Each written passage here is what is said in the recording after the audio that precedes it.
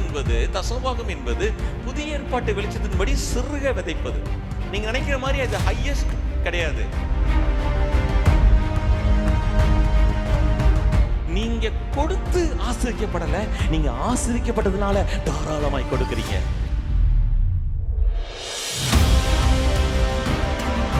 நீங்க வெறும் தசமபாகம் என்பதை நிர்பந்தத்தோடு கொடுப்பது அல்ல.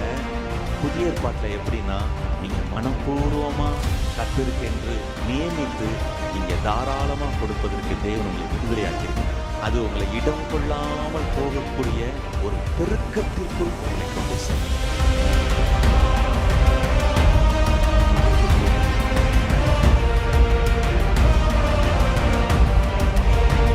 எல்லாரையும் நான் இயேசுவின் நாமத்தினாலே வாழ்த்துகிறேன். நம் ஆண்டவர் மிக மிக நல்லவர். வாஞ்சையாயிருங்கள், எதிர்பார்ப்போடு இருங்கள், ஆசையாயிருங்கள். ஆசையாய் வந்த உங்களை மிகுந்த ஆர்வமாய் கர்த்தர் ஆசைப்பார். செய்திக்கு போறதுக்கு முன்பாக இயேசுடைய இரத்தத்தை பற்றி அடுத்த 5 அறிக்கைகளை செய்ய போகிறோம். முதல் ஆராதனையில் லைவில் இருக்குது. ஸோ அது அடுத்த 6 அறிக்கைகளை செய்ய போகிறோம். எல்லோரும் நான் சொல்ல நீங்கள் சொல்லுங்கள். நிச்சயமாக இயேசுடைய இரத்தம் மிகுந்த வல்லமையான காரியங்களை செய்யும். சொல்லுவோமா? இயேசுவின் இரத்தம் என் வாழ்க்கையின் ஒவ்வொரு சாபத்தையும் உடைத்து விட்டது. மீண்டும் சொல்லுவோமா? இயேசுவின் இரத்தம் என் வாழ்க்கையின் ஒவ்வொரு சாபத்தையும் உடைத்து விட்டது. ஆமென். ஆமென். நீங்க இப்படி சொல்லியிருக்க நேரம் விபத்துகள் இருந்து நீங்க பாதுகாக்கப்படுறீங்க. ஆமென். சங்கார தூதன் இருந்து பாதுகாக்கப்படுறீங்க. உங்க நன்மைகளும் கிருபைகளும் பின்தொடர வைக்கிறீங்க. ஆமென். சாபம் இல்ல, ஆசீர்வாதம். அடுத்தது 7வது, ஆட்டுக்குட்டியின் இரத்தத்தினாலே நான் மன்னிக்கப்பட்டு விடுதலையானேன். ஆட்டுக்குட்டியின் இரத்தத்தினாலே நான் மன்னிக்க விடுதலையானேன். இயேசுவின் இரத்தத்தாலும் ஆண்டவருடைய வார்த்தையின் சாட்சியாலும் நான் எதிரியை ஜெயிக்கிறேன். மீண்டும் சொல்லுமா? இயேசுவின் இரத்தத்தினாலே ஆண்டவருடைய வார்த்தையின் சாட்சியாலும் நான் எதிரியை ஜெயிக்கிறேன். இயேசுவின் இரத்தம் எனக்காக ஒரு நித்திய சமாதானத்தை உடன்படிக்கையை முத்திரையிட்டிருக்கிறது. மீண்டும் சொல்லுவோம். இயேசுவின் இரத்தம் எனக்காக ஒரு நித்திய சமாதான உடன்படிக்கையை முத்திரையிட்டிருக்கிறது. நான் இயேசு கிறிஸ்துவின் இரத்தத்தினாலே பரிசுத்தமாக்கப்பட்டு பிரித்தெடுக்கப்பட்டேன், மீட்கப்பட்டிருக்கிறேன். நான் இயேசு கிறிஸ்துவின் இரத்தத்தினாலே பிரித்தெடுக்கப்பட்டு மீட்டெடுக்கப்பட்டு பரிசுத்தமாக்கப்பட்டேன். நல்ல இயேசுவின் இரத்தத்துக்காக கர்த்தருடைய மகிமையான சன்னிதானத்தில் இயேசுவின் இரத்தத்தை உயர்த்துவோமா? அவர் ரத்தம் உங்களுக்கு ஜெயத்தை கொடுக்கிறது. ஹalleluya. இயேசுவின் ரத்தம் நம்ம மேல் பூசப்பட்டிருக்கிறது. அவருடைய ரத்தம் தெளிக்கப்படுதலுக்கு தேவன் நம்மை அழைத்திருக்கிறார். உங்க மேல தீர்த்தம் தெளிக்கல, உங்க மேல இயேசுவின் ரத்தத்தை தெளிக்கிறோம். அதை வார்த்தையினாலே தெளிக்கிறோம்.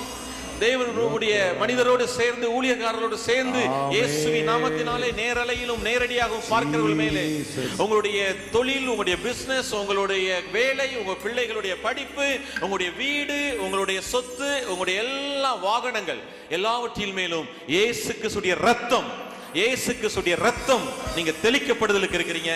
சோ தெய்வீக பாதுகாப்புல இருக்கிறீங்க. உங்களுக்கு நடக்க தீமை உங்களை தூக்கப்படுத்தாது, தீங்கு உங்களுக்கு நடக்காது. நீங்கள் தெய்வீகமான பாதுகாப்புல இருக்கிறீங்க. Thank you Lord. இப்போது ஆண்டுடைய வார்த்தைக்கு நேராய் நாம் கடந்து செல்ல போகிறோம். இயேசுடைய இரத்தத்தை பற்றி நாம் தியானிக்க போகிறோம். இயேசு கிறிஸ்துவின் இரத்தத்தை நம்ம அறிக்கை செஞ்சோம். இப்போ தசம பாகமும் காணிக்கையும் புதிய ஏற்பாட்டு வெளிச்சத்தில் நாம் பார்க்க போகிறோம். காலையில் அந்த மெல்கிசேதேக்கை பற்றி நிறைய பார்த்தோம். இப்போ மற்ற பகுதிகளை நாம் பார்க்க போகிறோம். உங்கள் எல்லாருக்கும் தெரியும், தசம பாகம் என்பது நம்ம எல்லாரும் நினைக்கிற மாதிரி பழைய ஏற்பாட்டுக்குரியது அல்ல. பழைய ஏற்பாடு, பழைய உடன்படிக்கைக்குரியதுன்னு நிறைய பேர் நினைச்சிட்டு இருக்காங்க.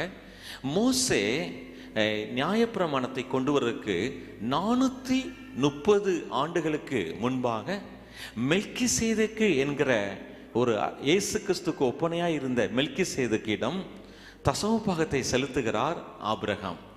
Thank you Lord. அது நம்ம பார்க்க போகிறோம். அந்த ஒரு வசனத்தை நீங்கள் பார்த்தா தான் மற்றது புரியும். ஸோ ஆதியாகமம் 14:18. அன்றியும் உன்னதமான தேவனுடைய ஆசாரியனாய் இருந்த சாலேமின் ராஜாவாகிய மெல்கிசேதேக்கு அப்பமும் திராட்சரசமும் கொண்டு வந்து அவனை ஆசிர்வதித்து, வானத்தையும் பூமியையும் உடையவராகிய உன்னதமான தேவனுடைய ஆசீர்வாதம் ஆபிரகாமுக்கு உண்டாவதாக, உன் சத்துருக்களை உன் கையில் ஒப்பு கொடுத்த உன்னதமான தேவனுக்கு ஸ்தோத்திரம் என்று சொன்னான். இவனுக்கு ஆபிரகாம் எல்லாவற்றிலும் தசமபாகம் கொடுத்தான். அப்போ அதுல மிகப்பெரிய ஒரு சத்தியம் அங்க வெளிப்படுது. முதல்ல ஆசீர்வாதம் அங்கே ஆபிரகாமுக்கு மெல்கிசேதேக்கு கொடுக்கிறார். பிற்பாடு ஆசீர்வதிக்கப்பட்ட பிற்பாடு தான் தசம பாகத்தை மெல்கிசேதேக்கு ஆபிரகாம் கொடுக்கிறார். ஸோ முதல்ல உங்க மேல இருப்பது ஆசீர்வாதம். முதல்ல தசம பாகம் அல்ல, முதல்ல உங்க மேல தேவன் எபேசியர் 1:3 யாரெல்லாம் இயேசுவை இரட்சகராக ஏற்றுக்கொண்டீங்களோ உங்க நீதிமானாகிய உங்களுடைய சிரஸ்ல வந்துட்டு போகாது, ஆசீர்வாதம் தங்கி இருக்கும், ஆசீர்வாதம் தங்கி இருக்கும். அதனால ஆசீர்வாதம் உங்க மேல இருக்கிறதுனால உங்க பிசினஸ் ஆசைக்கப்படுது, உங்க பிசினஸ் நன்மையா இருக்குது, உங்க பிசினஸ் செழிக்குது. உங்க பிள்ளைங்க மேல ஆசீர்வாதம் இருக்கிறதுனால உங்க பிள்ளையுடைய படிப்பு ஆசிரிக்கப்படுது. உங்க பிள்ளைகள் கர்த்தரால் போதிக்கப்பட்டிருப்பார்கள். உங்க பிள்ளைகளுக்கு கர்த்தரை குறித்த அறிவு இருக்கும். உங்க பிள்ளைகளை கர்த்தர் நிச்சயமாய் சந்திப்பார். ஏதோ ஒரு இடத்துல யாரையும் கொண்டும் சந்திப்பார். உங்க பிள்ளைகளுக்கு குறித்த வாக்குத்தத்தத்தை தேவன் கொடுத்திருக்கிறார். கிறிஸ்தவத்துல விசேஷம் என்ன அப்படின்னா, அழைத்த தேவன் நமக்கு மட்டும் வாக்குத்தத்தம் கொடுக்கல. அவர் எப்படி ஆதியாகமம் 26:40 சொல்லுகிறதோ, ரெபெக்காளுக்கு அவருடைய அண்ணன் ஆசீர்வதிக்கும் போது லாபான், நீ கோடா கோடியாய் பெருகுவாயாக, உன்னுடைய பகஞ்சரின் வாசல்களை உன் தலைமுறை சுதந்தரிக்கும். உன் தலைமுறை உன் பகஞ்சரின் வாசல்களை என்ன செய்யும்? அதுல தலைமுறை. அப்போ ஆண்டவர் 1000 தலைமுறை மட்டும் உங்களுக்கு கிருபை செய்கிறார். அதனால உங்க பிள்ளைகள், உங்க பேர பிள்ளைகள் மட்டுமல்ல, உங்க தலைமுறைக்கும் ஆண்டவர் வாக்கு பண்ணியிருக்கிறார். உங்க மேல இருக்கிற ஆசீர்வாதம் ஏதோ கொஞ்சம் ஒரு நல்ல செல்போன், ஒரு நல்ல வீடு, ஒரு பிள்ளைகளுக்கு நல்ல படிப்புன்னு நினைச்சிட்டாங்க. அது ஆவிக்குரிய, அது ஆத்மீக, அது சரீர ஆசீர்வாதங்களை கொடுக்கிறது. ஆமென். எல்லாம் சொல்லுங்க, ஆவிக்குரிய, ஆத்தும, சரீர. இந்த 3 நிலைகளுக்கும் உங்களை செழிப்பா வைக்குது. நம்மளை எல்லாவற்றிலும் ஸ்மார்ட்டான ஆட்களா மாத்துது. உங்க எல்லாவற்றிலும் நீங்க தெளிவா வேலை செய்ய போறீங்க. உங்க பிள்ளைங்க மிக கூர்மையான அறிவுல இருக்க போறாங்க. அவங்க எல்லாத்திலையும் சிறக்க போறாங்க. காரணம், உங்கள்ட்ட ஃபர்ஸ்ட் காணிக்கையை தேவன் வாங்கல, உங்களை முதலாவது தேவன் ஆசீர்வதிக்கிறார். அந்த ஆசீர்வாதத்தில் இருந்து நான் ஆசீர்வதிக்கப்பட்டவேன் என்பதனால், என் தேவன் என்னை ஆசீர்வதித்திருக்கிறார் என்பதனால், அதிலிருந்து உற்சாகமா வெறும் 10:1 என்பது, தசமபாகம் என்பது புதிய ஏற்பாட்டு வெளிச்சத்தின்படி சிறுக விதைப்பது. நீங்க நினைக்கிற மாதிரி அது ஹையஸ்ட் கிடையாது. அது நீங்க முதல் செய்தியை கேட்டா தெளிவா இருக்கும். ஹையஸ்ட் ஒரு சைஸ் கிடையாது. அது ஒரு பெரிய அமௌண்ட் கிடையாது. கொஞ்சமா தான் கொடுக்கிறோம். அப்போ நியூ கவர்னன்ட்ல வரும்போது 10:1 அல்ல. ஏன் அப்படின்னா, எல்லாரையும் இயேசு தம்முடைய இரத்தத்தை சிந்தி அவர் நம்மளை சம்பாதித்தார். நீங்கள் விலைக்கு வாங்கப்பட்டவர்கள் போட்டிருக்கு. நீங்க ஒரு வெளிப்பாடு தெரிஞ்சுக்கோங்க, இந்த புதிய ஏற்பாட்டு வெளிச்சத்துல நீங்க ஓனர் அல்ல, நீங்கள் கண்காணி, நீங்க ஸ்டூவர்ட்ஸ் அப்படின்னு இங்கிலீஷ்ல போட்டிருக்கு. நீங்க எல்லாத்தையும் கண்காணிக்கிறவங்க தான். ஓனர் இயேசு தான். இந்த வெளிப்பாடு உங்களுக்கு வந்துட்டு வச்சுக்கோங்களேன், நீங்க உன்னை பிடிச்சிட்டு அப்படியே இருக்க மாட்டீங்க. இது என் சொத்து, இது ஏன் சொத்து, ஏன் சொத்து, ஏன் சொத்து இல்ல, இது எல்லாத்தையும் கொடுத்தது இயேசு தான். ஆமென். அதனால என்னை விட அந்த சொத்தை ஆண்டவர் பாதுகாப்பார், அதை பெருக செய்வார், அதை வளர செய்வார். உங்களோடு இயேசு உடன்படிக்கை செய்திருக்கிறார். எல்லாரும் சொல்லுங்க, முதல்ல என் மேல ஆசீர்வாதம் இருக்கு. இந்த எண்ணம் உங்களுக்குள்ள வந்த உடனே இந்த வறுமையின் சிந்தனை போயிடும், உங்களுக்குள்ள ஏழ்மையின் சிந்தனை போயிடும். இன்னைக்கு நான் இதை இப்படி காணிக்க கொடுத்துட்டா இன்னைக்கு நான் எப்படி ஞாயிற்றுக்கிழமை கழிப்பேன் அப்படின்னு பயம் போயிடும். நான் ஒரு செல்வந்தனாய் இயேசுவால் மாற்றப்பட்டேன். எப்படி மாற்றப்பட்டேன்? சிலுவையிலே இயேசு என்னை செல்வந்தனாக்கும்படி அவர் ஏழ்மையானார். ஆமென். நீங்க கொடுத்து ஆசீர்வதிக்கப்படல, நீங்க ஆசீர்வதிக்கப்பட்டதுனால தாராளமாய் கொடுக்கிறீங்க. நீங்க உன்னதமான தேவனுடைய ராஜரீக பிள்ளை. நீங்க ஒரு ராயல் பிரிஸ்ட்ஹுட், ராஜரீக ஆசாரிய கூட்டம். நீங்க ராஜாக்களை போல கொடுப்பீர்கள். ஆமென். எல்லாம் சொல்லுங்க, பிச்சைக்காரர் போல இல்ல. நீங்க எப்படி கொடுப்பீங்களா? ராஜாக்களை போல கொடுப்பீர்கள். ஆமென். சொல்லுங்க, ராஜரீக சிந்தனையோடு கொடுப்பேன். உங்க சிந்தனை மாறட்டும். உங்களுடைய ஏழ்மையின் சிந்தனை மாறட்டும், வறுமையின் சிந்தனை மாறட்டும், பற்றாக்குறையின் சிந்தனை மாறட்டும், இல்லை என்கிற சிந்தனை மாறட்டும். என் மேல கர்த்தர் அப்படி ஆசீர்வாதம் இருக்கிறது, என் சரஸ்ல கர்த்தருடைய ஆசீர்வாதம் இருக்குது. என்னுடைய பிசினஸ் என்னை ஆசீர்வதிக்கல, என் பிள்ளையுடைய படிப்பு என்னை ஆசீர்வதிக்கல. ஆசீர்வாதம் என் பிள்ளை மேல இருக்கிறதுனால என் பிள்ளையுடைய படிப்பு ஆசீர்வதிக்கப்படுது. என் பிள்ளை மேல ஆசீர்வாதம் இருக்கிறதுனால அவருடைய திருமண வாழ்க்கை ஆசீர்வதிக்கப்படுது. என் பிள்ளை மேல கர்த்தருடைய ஆசீர்வாதத்தினால அவங்க பிள்ளைகளின் பிள்ளைகளை காண்பார்கள். அவங்க பிள்ளை படிச்சு அவ கை நிறைய சம்பளம் கொடுக்கிறது இல்ல, கர்த்தருடைய ஆசீர்வாதம் இருக்கிறதுனால அவ கை நிறையுது, அவருடைய மூளை அறிவால நிறையுது. மாத்தி மாத்தி மாத்தி யோசிங்க, மாத்தி யோசிங்க. ஆமென். ஹல்லேலூயா. எல்லாம் சொல்லுங்க, முதல்ல என் மேல ஆசீர்வாதம், நான் ஆசீர்வதிக்கப்பட்டவன் என்பதினால் கர்த்தரை நான் காணிக்கையினாலும் தசம பாகங்களினாலும் இன்னும் உதாரத்துவ காணிக்கையாலும் மிகப்பெரிய விதைகளாலும் கர்த்தரை அன்பு கூறுகிறேன், கனம் பண்ணுகிறேன். நீங்க ஏன் ஆராதனையில காணிக்கைன்னு ஒரு முறைமை வச்சிருக்காங்கன்னா, நீங்க அவரை ஹானர் பண்றீங்க, அவரை தேவனை கனம் பண்றீங்க, உங்க அன்பை வெளிப்படுத்துறீங்க. இது கட்டாயம் அல்ல. இது எப்படினாலும் கர்த்தர் ஊழியக்காரர்களையும் ஊழியத்தையும் நடத்துவார். இது வெறும் ஊழியத்தை நடத்த மட்டும் நீங்க கொடுக்கல, நீங்க ஆசீர்வதிக்கப்பட்டவர்கள் என்பதை வெளிப்படுத்துறீங்க. நீங்க மாத்தி யோசிச்சு இனிமே காணிக்க போடுங்க, ரொம்ப சிறப்பாக இருக்கும். ஹல்லேலூயா. நான் சொல்லுங்க, நான் ஆசீர்வதிக்கப்பட்டவன். கர்த்தர் என்னை செல்வந்தனாய் வைத்திருக்கிறார். ஆமென். பாருங்க, அடுத்தது பழைய ஏற்பாட்டின்படி தசம பாகம் அடுத்தது எங்க வருது? அந்த நியாயப்பிரமாணத்துக்கு உட்பட்டு, மோசேயினுடைய நியாயப்பிரமாணத்துக்கு உட்பட்டு தசம பாகம் முதல் வார்த்தை எங்க வருதுன்னா, லேவியராகமம் 27:30. தேசத்திலே நிலத்தின் வித்திலும் நிலத்தின் வித்திலும் விருட்சங்களின் கனியிலும் தசமபாகம் எல்லாம் கர்த்தருக்கு உரியது. அது கர்த்தருக்கு பரிசுத்தமானது. நீங்க நல்லா தெரிஞ்சுக்கோங்க, பழைய ஏற்பாட்டுல 10ல் 1 மட்டும் தான் கர்த்தருக்கு உரியதுன்னு போட்டிருக்கு. சரியா? அடுத்தது தசமபாகம் இது இப்ப நீங்க வாசித்தது. காணிக்கை வேறு. காணிக்கைன்னு சொல்றது நீங்களா மனப்பூர்வமா தேவனுடைய அன்பினால் நிறைஞ்சி கொடுக்கிறது. அதை பத்தி பைபிள்ல ஃபர்ஸ்ட் எங்க வருதுன்னா, என்னாகமம் 18வது அதிகாரம் 21 முதல்.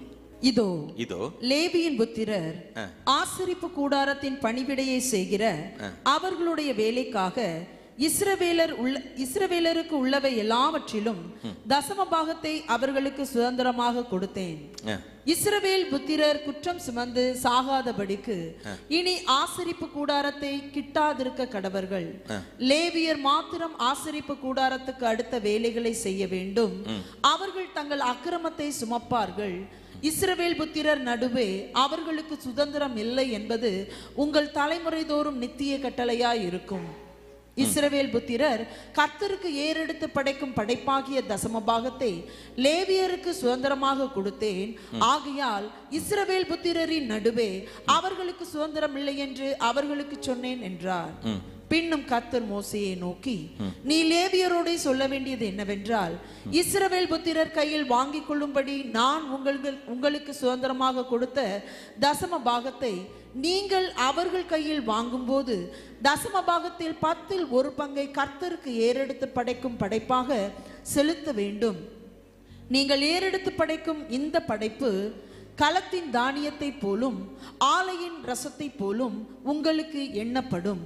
இப்படியே நீங்கள் இஸ்ரவேல் புத்திரர் கையில் வாங்கும் தசம பாகமாகிய உங்கள் பங்குகளில் எல்லாம் நீங்களும் கர்த்தருக்கென்று ஒரு படைப்பை ஏறெடுத்து படைத்து அந்த படைப்பை ஆசாரியனாகிய ஆரோனுக்கு கொடுக்க வேண்டும்.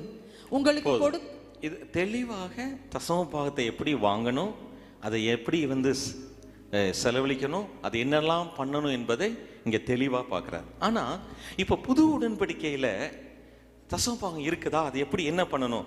மத்தேயு 5:17. புதிய ஏற்பாட்டின் வெளிச்சத்துல தசமபாகம்னா என்ன, காணிக்கைனா என்ன?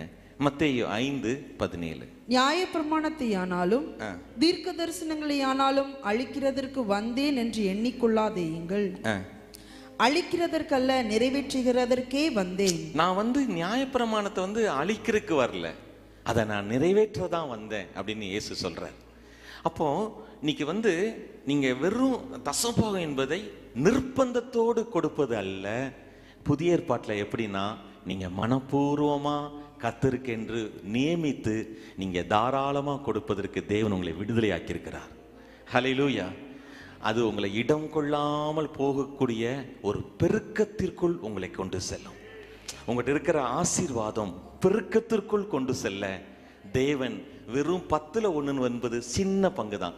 நீங்க அதுக்கும் மேலாக விதைகளாய் விதைக்கும் பொழுது பெருக, அதுதான் பவுல் எழுதுறார், பெருக விதைக்கிறவன் அவன் பெருக அறுக்கிறான். சொல்லுங்க, பெருக விதைக்கிறவன் பெருக அறுக்கிறான். சிறுக விதைன்னு சொல்றது வெறும் தசமபாகம் தான். தசமபாகம் என்பது சின்ன பங்கு தான். நீங்க அதுக்கே ஸ்ட்ரகிளிங் பண்ண வேண்டாம். கட்டாயம் என்பது நியாயப்பிரமாணத்துக்கு கீழே. கிருபை என்பது நீங்கள் மனப்பூர்வமாய் உற்சாகமாய் கொடுப்பது. ஆமே. அது உங்க வீட்டில் உங்க பிள்ளைகளுக்கும் தலைமுறைக்கும் இந்த மினிஸ்ட்ரிக்கும் ஊழியக்காரங்களுக்கும் மிகப்பெரிய ஒரு பெருக்கத்தை கொடுக்கும். அடுத்து பாருங்க, 1 கொரிந்தியர் 6வது அதிகாரம் 19-20.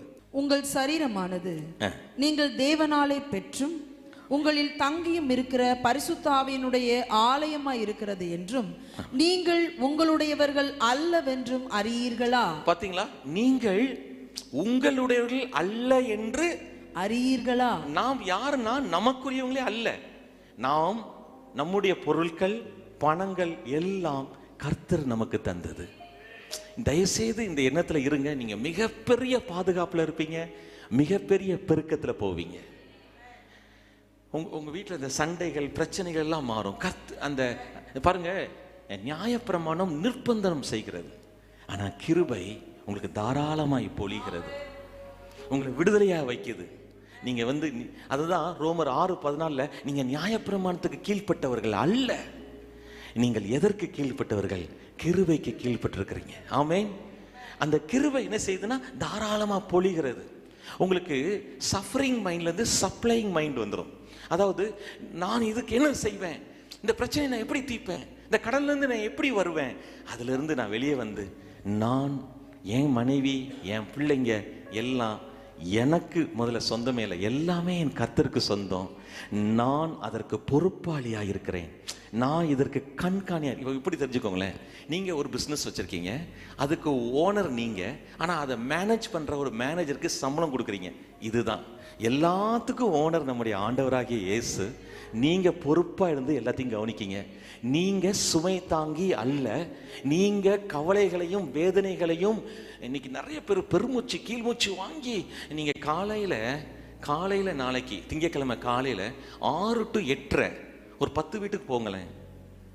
அந்த வீடு எவ்வளவு டென்ஷனா இருக்குன்னு பாருங்க. புரியுதா? காலையில 6 to 8 நாளைக்கு திங்கட்கிழமை ஒவ்வொரு வீடுகளுக்குள்ளேயும் போங்க. அந்த அம்மா வர்ற டென்ஷன், அந்த பொண்ணு இருக்கிற டென்ஷன், அந்த பையன் இருக்கிற டென்ஷன், அந்த வீட்டுக்கார டென்ஷன் பயங்கரமா இருக்கும் அந்த காலையில. இது பேர் தான் சாபத்தின் வாழ்க்கை. இது இல்லை. நீங்க சமாதானமா இளைப்பாறுதலா இருக்கும்படி கர்த்தர் உங்களை அழைத்திருக்கிறார். ஹல்லேலூயா. இனிமே உங்க வீட்டில் அந்த டென்ஷனே இருக்கக்கூடாது. நிறைய பேர் சொல்லிக்காங்க, காலையில ஊழியக்காரங்க தயவுசெய்து 6 to 9 வந்துடாதீங்கயா, சுத்த நரகமா இருக்கும். ஏன்னா அந்த பொண்ணு கடைசியா ஸ்கூலுக்கு கொண்டு போக வேண்டிய ஐடி கார்டு தேடிட்டு இருக்கும். அந்த ஐடி கார்டு தேடுறக்குள்ள ஆட்டோ வந்துடும் அல்லது பஸ் வந்துடும், ஸ்கூல் பஸ், காலேஜ். டென்ஷன் பார்த்தீங்கன்னா பயங்கரமா இருக்கும். அவங்க வேலைக்கு போற அம்மா படுற பாட பார்த்தீங்கன்னா அதுக்கு மேல அந்த சிஸ்டர் போற பாடு பரவாயில்ல. ஒரு தடவை பாலியாங்கி சோ என்கிற தேவ மனிதன், அவருக்கு காலையில தூங்குறது ரொம்ப பிடிக்குமா. தென்கொரியாவிலே மிகப்பெரிய எழுப்புதலை கொண்டு வந்த தேவ மனுஷன். ஆனா ஒரு நாள் பயங்கர மழை பனி, ஸோ தூங்கிட்டாரு. மாமியார் ஃபோன் அடிச்சு, நீ இந்த சர்ச்சுக்கு பாஸ்டரா இல்லையா, பாஸ்டரை மாத்தவா அப்படின்னு கேட்டிருக்காங்க. அவர் உள்ள வரும்போது எல்லாரும் சிரிச்சிருக்காங்க. என்னன்னு கேட்டா, அவர் நைட்ல தூங்கின ட்ரெஸ்ஸோட சர்ச்சுக்கு வந்துட்டார். அவர் சர்ச்சில் எவ்வளவு பேர் தெரியுமா? 1,00,000 ஆத்துமாக்கள். 1,00,000 ஆத்துமாக்கள் ஒரு சர்ச்சில். அவர் ஆனால் காலை ஆராதனைக்கு மட்டும் டெய்லி இங்கே எவ்வளோ பேர் வராங்கன்னு தெரில, அவர் சர்ச்சில் காலை ஆராதனைக்கு மட்டும் 4000 பேர் வருவாங்களாம். சிங்கிள் மார்னிங் 4000 பேருக்கு பற்றியில் நைட் கவுனோட, அதை நம்ம ஊரில் சொல்ல போனால் கைலியோட, அந்த சாரத்தோட ஒரு பாஸ்டர் இங்கே வந்தால் நின்னா எப்படி இருக்கும்? எல்லாரும் பார்த்து சிரிச்சிருக்காங்க. அப்போ தான் அவர் பார்த்துருக்காரு நைட் ட்ரெஸ்ஸோடு வந்து நின்ட்டேன்னு. அப்போது இன்னைக்கு நிறைய பேருக்கு இந்த காலையில் எந்திக்கிறதும் கஷ்டம், காலையில் வாழ்கிறதும் கஷ்டம். ஆனால் இன்னைக்கு உங்கள் மேலே நீங்கள் பணத்துக்காக, ஒரு வேலைக்காக, ஒரு படிப்புக்காக அந்த டென்ஷன்லேருந்து உங்களை ஆண்டவர் விடுதலையாக்கி நீங்கள் கவலைப்படுறதுக்கு நிறைய இருக்குது, நீங்கள் வேதனைப்படுறதுக்கு நிறைய இருக்குது, நீங்கள் உட்காந்து அழுன்னு அழுவதற்கு நிறைய கஷ்டங்கள் இருக்குது. ஆனால் அதை எல்லாவற்றையும் சுமை தாங்கி இயேசு இருக்கிறார். ஆமென். உங்களுடைய கண்ணீர், உங்களுடைய கவலை, உங்களுடைய வேதனை எல்லாத்தையும் ஆண்டுகிட்ட கொடுத்துட்டு, ஆண்டவரே இப்போ எனக்கு எப்படி இருக்கு இங்கே பாருங்கள், மினிஸ்ட்ரி, பிஸ்னஸ், ஏகப்பட்ட சர்ச்சுக்கு நான் அப்போஸ்தலராக இருக்கேன். ஒரு 12 சபைகளுக்கு தமிழ்நாடு முழுசும். பாருங்கள், ரொம்ப எல்லாத்தையும் எப்படி வெற்றியாக செய்ய முடியுது அப்படின்னு கேட்பாங்க. எனக்கு நிறைய ஒத்துழைப்பு இருக்காது ஃபேமிலியிலேருந்து. ஆனால் எப்படி செய்ய முடியுது அப்படின்னா, இந்த கிருபை இது செஞ்சிடும். சொல்லுங்கள், கிருபை என்னை செய்ய வச்சிரும், என் பிள்ளைய பாஸ் ஆக்கிரும். சொல்லுங்க, என் பிள்ளைக்கு வேலை கிடைச்சிரும். ஆமே, அவனுக்கு ஞானத்தை கர்த்தர் தந்துருவாரு, அவன் நல்லா வந்துருவான், என் பிசினஸ் நல்லா தானே ஆகும். எப்படியா சொல்றீங்க? என் மேல கர்த்தருடைய ஆசீர்வாதம் இருக்கு, அவருடைய கண்களை எனக்கு கிருபை கிடைச்சிடுச்சு, நான் அவருடைய தயவுக்குரியவன், நான் அவருடைய அன்பிற்குரியவன், நான் அவரால் நேசிக்கப்படுகிறவன். நல்லா தெரிஞ்சுக்கோங்க, அழைக்கப்பட்டோர் அநேகர், தேர்ந்தெடுக்கப்பட்டோர் சிலர். தேர்ந்தெடுக்கப்பட்ட சிலர் தான் நீங்கள். அந்த சிலருக்குள் நீங்கள் இருக்கீங்க. ஹல்லேலூயா. அழைக்கப்பட்டோர் அநேகர், அநேகருக்கு அழைப்பு கொடுக்கப்படுகிறது, அநேகருக்கு சத்தியம் பிரசங்கிக்கப்படுகிறது. ஆனால் விசுவாசிக்கிற நீங்கள் பாக்கியவான்கள். விசுவாசிக்கிற உங்களுக்கு எல்லாம் ஆகும். விசுவாசிக்கிற நீங்கள் தேவ மகிமையை காண்பீர்கள். அது நடந்துரும். அது சொல்லுங்க, அது நடந்துரும். குருட்டுத்தனமா இல்ல, விசுவாசத்தில் ஆகையால் பேசுகிறேன். சொல்லுங்க, விசுவாசித்தேன் ஆகையால் பேசுகிறேன். சொல்லுங்க, விசுவாசித்தேன் ஆகையால் பேசுகிறேன். ஹல்லேலூயா. இவன் இன்னைக்கு ரொம்ப சேட்டை பண்றான், இல்ல இவன் நல்லா வந்துருவான். இந்த தம்பி ஏன் நல்லா வருவாங்க? இவங்க மேல ஆண்டவருடைய கிருபை இருக்கிறது. கர்த்தர் அவங்களை தேர்ந்தெடுத்திருக்கிறார். எப்போ தேர்ந்தெடுத்தார்? உலகம் உண்டாகும் முன்னாடி தேர்ந்தெடுத்தார். இடையில இருக்கிற பிரச்சனை நிக்காது, இடையில இருக்கிற தடை நிக்காது, இடையில இருக்கிற கஷ்டம் நிக்காது. கர்த்தருடைய வல்லமை மேற்கொள்ளும். சொல்லுங்க, கர்த்தருடைய வல்லமை மேற்கொள்ளும். சொல்லுங்க, கர்த்தருடைய வல்லமை மேற்கொள்ளும். அததான் பவுல் சொல்றார், என்னை எல்லா இடங்களிலும் வெற்றி சிறக்க பண்ணுகிறவர், வெற்றி சிறக்க பண்ணுகிறவர். சொல்லுங்க, எல்லா இடங்களிலும், எல்லா இடங்களிலும், எல்லா இடங்களிலும். அதாவது இது அது அல்ல, எல்லாவற்றிலும், எல்லாவற்றிலும், எல்லாவற்றிலும் கர்த்தர் உங்களை வெற்றி சிறக்க பண்ணுவார். வாயில அந்த வார்த்தையை வையுங்கள், வாயில அந்த வார்த்தையை வையுங்கள், வாயில அந்த வார்த்தையை வையுங்கள், வாயில அந்த வார்த்தையை வையுங்கள். என் பிள்ளை எல்லா இடத்திலும் வெற்றி சிறப்பான், என் பிள்ளை கட்டாயம் வெற்றி சிறப்பான். ஹல்லேலூயா. தோல்வி நிரந்தரம் அல்ல, அந்த தோல்வி வெற்றியாய் மாறும். கிருபை போதும். சொல்லுங்க, உங்க கிருபை எனக்கு போதும். சொல்லுங்க, உங்க கிருபை எனக்கு போதும். சொல்லுங்க, உங்க கிருபை எனக்கு போதும். நான் எனக்கு சொந்தம் அல்ல. சொல்லுங்க, நான் எனக்கு சொந்தம் அல்ல. என் கர்த்தர் இரத்தத்தை கொடுத்து என்னை விலைக்கு வாங்கி இருக்கிறார். அவர் ஜீவனை கொடுத்து என்னை வாங்கி இருக்கிறார். ஆமென்.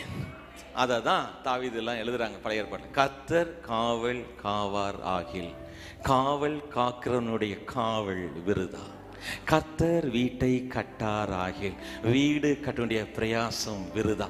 நான் என் சபையை கட்டுவேன், பாதாளத்தின் வாசல்கள் அதை மேற்கொள்ளாது. என் சபையை நான் கட்டுவேன். ஐ பில்ட் மை சர்ச். என்ன அழகா சொல்றார் இங்கிலீஷ்ல, ரொம்ப ஐ பில்ட் மை சர்ச். உங்களை ஆண்டவர் கட்டுவாராம். சொல்லுங்க, என்ன ஆண்டவர் கட்டி எழுப்புவார். அதுக்கு என்ன செய்யணும்? இயேசுவின் தாயாகிய மரியாதை போல, நான் உமது அடிமை, நான் உங்களுடைய செல்ல பிள்ளை, நான் உங்களுடைய அன்புக்கு அடிமை, நான் உங்க ஆசீர்வாதத்துக்கு அடிமை, உங்க கிருபைக்கு நான் அடிமை. உங்க வார்த்தையின்படி. சொல்லுங்க, ஏன் வார்த்தையின்படி அல்ல. என்னை சபிச்சாங்களே சில பேர், அந்த வார்த்தையின்படி அல்ல. ஆபீஸ்ல திட்டி தீத்தானே, அந்த வார்த்தையின்படி அல்ல. என்னை மிரட்டுறாங்களே, அந்த வார்த்தையின்படி அல்ல.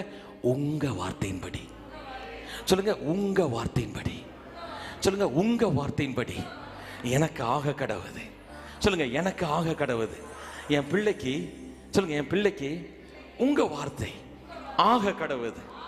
ஆமென், ஆமென். நீங்க என்ன செய்யணும்னா, இயேசுவின் தாயின் ஆகிய மரியாதை போல, நான் உங்க அடிமை, நான் உங்க பிள்ளை. உங்க வார்த்தையின்படி எனக்கு ஆகும். உங்க வாக்குத்தத்தம் என் வீட்டில் பலிக்கும். ஆமென். ஏன்? ஆண்டவர் உங்க மேல கிருபையா இருக்கிறார். இதை நீங்க விசுவாசிக்கிறீங்க, அதை அறிக்கையா மாத்துறீங்க, நீங்க ரொம்ப நல்லா வர போறீங்க. ஹல்லேலூயா. பைபிள் என்ன போட்டிருக்குன்னா, யார் கையில ஆண்டவர் விதையை கொடுப்பாராம்? விதைக்கிறவங்க கையில அவர் விதையை கொடுப்பாராம். சொல்லுங்க, நான் விதைக்கிறவனா இருந்தால் கையிலே கர்த்தர் விதையை கொடுப்பார். பாருங்க, நீங்க இயேசு கையில 5 அப்பம் 2 மீன் மட்டும்தான் வருது. அது ஆண்டவர் எப்படி பார்க்கலன்னா, அறுவடையா பார்க்கல, அறுவடையை தரப்போகிற விதையாய் பார்த்தார். உங்க கையில ஆண்டவர் சிலவற்றை தருவார், நீங்க உடனே சோர்ந்து போவாதீங்க. அது கொஞ்சம் அப்பம், சில மீன்களா இருக்கலாம், ஆனா அதை விதையாக பார்க்குறங்க. அந்த விதையை நல்ல நிலமாகிய இடங்களை விதைங்க. அது உங்களுக்கு 30, 60, 100, 1000 கோடா கோடியாய் பெருகும். நீங்க அதை நிறைய பேர் ஏன் சோர்ந்து போறீங்க தெரியுமா? அதுதான் என் அறுவடை போல, இதை வச்சு நான் என்ன பண்ணுவேன்? இல்லை, கொஞ்சம் மாவு, கொஞ்சம் எண்ணெய், அதை ரொட்டி சுட்டு நானும் என் மகனும் சாப்பிட்டு சாக போறோம். பாருங்க, அந்த அம்மா தெளிவா இருக்காங்க. சாப்பிடாமலே செத்து இருக்கலாம். எப்படி சாகதானே போறாங்க? சாப்பிடாமலே செத்துருக்கலாம், ஆனா சாப்பிட்டுட்டு சாக போறாங்க. ஆனா அந்த ஊழியக்காரன் சொல்ற, தீர்க்கதரிசி என்ன சொல்ற? அதை ஏன்ட்ட கொண்டு வா, அப்பத்தை சுட்டு ஏன்ட்ட கொண்டு வா. அவங்களுக்கு நடந்தது என்னன்னு தெரியும். அவங்க வீட்டு காலி குடங்களும் எண்ணெயால் நிரம்பியது. அவங்க வச்சிருந்த எல்லா காலி குடங்களும் எண்ணெயால் நிரம்பியது. என்ன சொல்லுங்க? காலி குடங்களை கர்த்தர் நிரப்புவார். இங்க பாருங்க, உங்ககிட்ட இருந்து கொஞ்சத்தை பிடுங்கி எடுக்கணும்னு அவர் நினைக்கல. அவர் எப்படி நினைக்கிறாருன்னா, என் பிள்ளைக்கு நான் தான் ஆதாரம், என் பிள்ளைய நான் போஷிக்கிறேன், என் பிள்ளைய நான் நடத்துறேன். ஆமென் சொல்லுங்க. கர்த்தர் என்னை நடத்துகிறார். உங்களுக்கு என்ன மைண்ட் வரணும் தெரியுமா? சப்ளை ஆயிட்டே இருக்கும். சொல்லுங்க, சப்ளை ஆயிட்டே இருக்கும். பற்றாக்குறை வரவே வராது. சொல்லுங்க, எனக்கு என்ன தேவையோ அதற்கு மிகுதியாக தேவன் கொடுப்பார், மீதம் எடுக்கத்தக்கதாய் கொடுப்பார். நீங்க இந்த மாதிரி தான் பிரேயர் பண்ணணும். நீங்க புதிய ஏற்பாட்டு ஜெபம் எப்படி பண்றீங்க? தாரும் வாரும் போரும், இதை செய்வீங்களாப்பா? இந்த உணர்ச்சிசப்பட்டு அல்றதுனால இல்ல, உங்களுடைய உணர்வுகளை கர்த்தர் மதிக்கிறார். உங்களுடைய கண்ணீரை கர்த்தர் அலட்சியம் செய்வதில்லை. ஆனால் விசுவாசம் என்பது 5 புலன்களுக்கும் மேலானது. நீங்க எதை பார்க்குறீங்களோ, நீங்க எதை கேட்குறீங்களோ, நீங்க எதை தொடுறீங்களோ. நான் இன்னைக்கு ஒர்ஷிப்ல நல்லாவே ஃபீல் பண்ணல, சனத்துக்கு சொல்றீங்க இன்னைக்கு ஒர்ஷிப்பை ரொம்ப ஃபீல் பண்ணேன். இந்த ஃபீலிங்லாம் இல்லை, ஃபீலிங்க்கும் மேலானது தான் விசுவாசம். ஹல்லேலூயா. எல்லாம் சொல்லுங்க, என்னுடைய 5 புலன்களுக்கும் மேலானது தான் விசுவாசம். என் தேவன் வாக்குத்தத்தம் பண்ணினதை என் தேவன் நிறைவேற்றுவார். ஹல்லேலூயா. எப்படி நிறைவேற்றுவார்? இல்ல, எப்படியும் நிறைவேற்றுவார். எப்படியாவது நிறைவேற்றுக்கப்பா? இல்ல இல்ல, நான் உடைய மரியாதைக்குரிய, அதனாலதான் ராஜரீக ஆசாரிய கூட்டம். நீங்க வெறும் ஆசாரியர்கள் அல்ல, ராஜரீக ஆசாரிய கூட்டம். உங்களுக்கு எப்படி வந்துடும் தெரியுமா? ராஜாவின் வார்த்தை வாயில வந்துடும், ராஜாவின் சிந்தனை உங்களுக்கு வந்துடும், நீங்க ராஜாவை போல நடப்பீங்க. ஹல்லேலூயா. இயேசு பிரச்சனைகளை எப்படி டீல் பண்ணார்னு பாருங்களேன். அவர் கட்டளையிட்டு டீல் பண்ணார். வியாதியே, நீ வெளியே போ. பிதாட்ட போய் கெஞ்சிட்டு இருக்கல, பிதாவே இந்த வியாதியை எடுத்து போடுங்கப்பா, பிதாவே இந்த மகனுக்கு பிசாசு பிடிச்சிருக்குப்பா, பிசாசே வெளியே போக முடியும். இப்படிலாம் ஜெபம் பண்ணல. இப்ப ஜெபம் பண்றாங்களா? அந்த ஜெபமே கிடையாது. என்ன செய்யறாரு? பிசாசை டீல் பண்றாரு. அப்பாலே போ சாத்தானே. ஆமென். நீங்க அதை விட்டுட்டு ஆண்டவரே ஆண்டவரே இல்ல, சேஞ்ச் யுவர் பிரேயர். இயேசுவின் நாமத்தினால என் குடும்பத்துல பயங்கர சண்டை நடந்துட்டு இருக்கு, நான் சாலோம் என்று பேசுகிறேன். தேவ சமாதானம் என் குடும்பத்தை ஆளுகை செய்வதாக இயேசுவின் நாமத்தில் கட்டளையிடுகிறேன். சண்டையை உண்டு பண்ணுகிற ஆவியே வெளியேறு. ஆமென் ஆமென். பிசாசு உங்கள்கிட்ட எதையெல்லாம் திருடினானோ அதை 7 மடங்கு தேவன் திரும்ப கொடுப்பார். 7 மடங்கு தேவன் திரும்ப கொடுப்பார். உங்களுக்கு நான் கிருபையான சத்தியம் சொல்லுகிறேன். நீங்கள் தவறு செய்து அதை இழந்திருந்தாலும், நீங்கள் புத்தீனமாய் அதை இழந்திருந்தாலும், மற்றவர்களால் வஞ்சிக்கப்பட்டு அதை இழந்திருந்தாலும், கர்த்தருடைய ஆவியானதை தீர்க்க தரிசனமாய் சொல்லுகிறார், 7 மடங்கு நீ திருப்பிக் கொள்வாய். 7 மடங்கு 7 டைம்ஸ் கர்த்தருடைய கிருபை அதை செய்யும். நீங்க செஞ்ச தப்புனால தான் அதை இழந்திருக்கலாம். நீங்க செய்த புத்தியினத்தால இழந்திருக்கலாம். நஷ்டப்பட்டனே சொல்லாதீங்க. இயேசுடைய ரத்தம் உங்களுக்காக சிந்தப்பட்டிருக்கிறது. அவருடைய ஜீவன் உங்களுக்காக கொடுக்கப்பட்டிருக்கிறது. இன்னைக்கு ஒரு பெரிய பொருளாதார செழிப்பின் மண்டலத்துக்குள்ள நீங்க கொடுக்க போறீங்க. நீங்க கொடுப்பது ராஜா போல கொடுக்கணும், தர்மக்காரன் போல கொடுக்க கூடாது. நீங்கள் ஒரு வறுமையாளி அல்ல, நீங்க ஒரு ஏழை அல்ல, நீங்க ஒரு கஷ்டப்பட்டவன் அல்ல. என்னைக்கு இயேசுவை இரட்சகராக ஏற்றுக்கொண்டீங்களோ அன்னைக்கே நீங்க செல்வந்தனா மாறிட்டீங்க. நீங்க செல்வந்தன் ஆக்கப்பட்டீங்க, நீங்க ஐஸ்வர்யவான் ஆக்கப்பட்டீங்க. கர்த்தருடைய ஆவியானவர் திரும்பவும் சொல்லுகிறார், 7 மடங்கு நீங்கள் திருப்பிக் கொள்வீர்கள். 7 மடங்கு திருப்பிக் கொள்வீர்கள். நீங்கள் கர்த்தரால் ஆசிரிக்கப்பட்டவர்கள். உங்களுக்காய் கர்த்தர் வைராக்கியம் கொள்கிறார். ஏன்னா என் சபையை குறித்த பக்தி வைராக்கியம் என்னை பட்சித்தது அப்படின்னா நீங்க தன்பா நினைச்சுறாங்க ஏதோ ஒரு சர்ச், அது மேல ஆண்டு. நீங்களும் நானும் தான் சர்ச். உங்களை தான் சபை என்று சொல்ல, உங்களை தான் ஆண்டவர் ஆலயம் என்று சொல்கிறார். உங்களுக்காக அவர் பக்தி வைராக்கியமாக இருக்கிறார். ஆமேன். எல்லாம் சொல்லுங்க, 7 மடங்கு நான் இழந்ததை இந்த வருடம் முடிவதற்குள்ளே நான் திருப்பிக் கொள்வேன். ஆமேன், ஆமேன். உங்க வார்த்தை அப்படி நடக்கும். பிரசங்கி 9:11 வாசிக்க கேட்கலாம். பிரசங்கி 9:11. பிரசங்கி 9:11. Thank you Lord. நான் திரும்பிக் கொண்டு சூரியனுக்கு கீழே கண்டதாவது ஓடுகிறதற்கு வேகமுள்ளவர்களின் வேகமும் யுத்தத்துக்கு சௌரியவான்களின் சௌரியமும் போதாது. நீங்க எப்படி ஒரு பெரிய செழிப்புக்குள்ள அறுவடைக்குள்ள போகணும் அப்படின்னு சொல்றது இந்த வசனம் நமக்கு தெளிவாய் சொல்லி தருகிறது. வாசிங்க சிஸ்டர். பிழைப்புக்கு ஞானமுள்ளவர்களின் ஞானமும் போதாது. ஐஸ்வர்யம் அடைகிறதற்கு புத்திமான்களின் புத்தியும் போதாது. நல்லா கேட்டுக்கோங்க, ஐஸ்வர்யம் அடைவதற்கு புத்திமான்களின் புத்தியும் போதாது. தயவு அடைகிறதற்கு வித்துவான்களின் அறிவும் போதாது. ஆமென். அவர்கள் எல்லாருக்கும் சமயமும் தேவ செயலும் நேரிட வேண்டும். எல்லாம் சொல்லுங்க, எங்களுக்கு சமயமும் தேவ செயலும் நேரிட வேண்டும். இது பழைய ஏற்பாட்டுல சாலமோன் சொன்னது. இப்போ உங்களுக்கு நேரிட்டு விட்டது. உங்களுக்கு சமயம் வாய்த்து விட்டது. உங்களுக்கு ஒருவரும் கிரியை செய்யக்கூடாத ராக்காலம் இனிதான் வருகிறது. இது கிருபையின் காலம்.